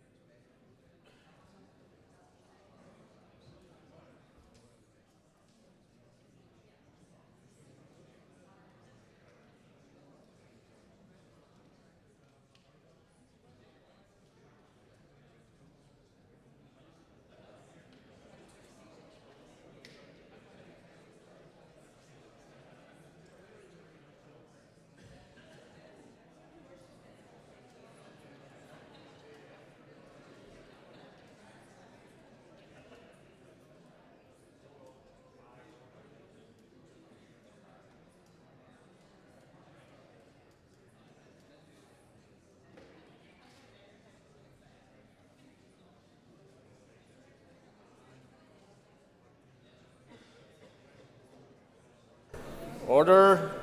Order. Tellers have been appointed as follows. Tellers for the ayes are Gemma Dolan and Aoife Finnegan. Tellers for the noes are Cheryl Brownlee and Alan Chambers. Clear the lobbies. The Assembly divide. Ayes to my right, noes to my left.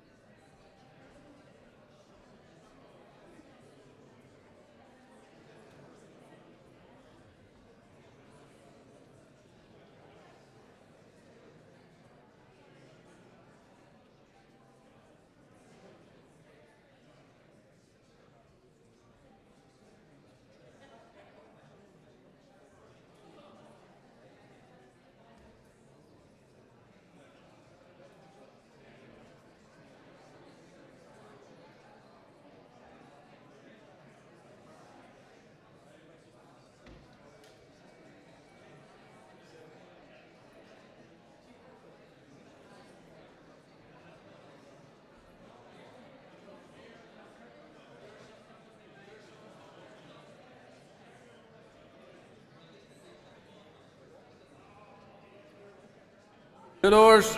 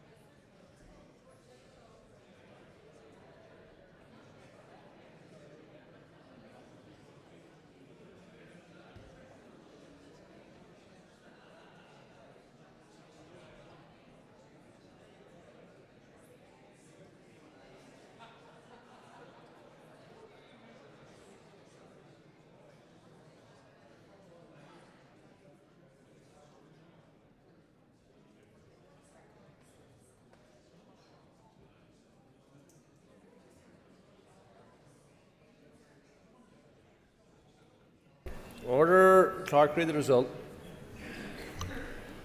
68 members voted, 40 members voted aye, 28 members voted no. The amendment is therefore agreed.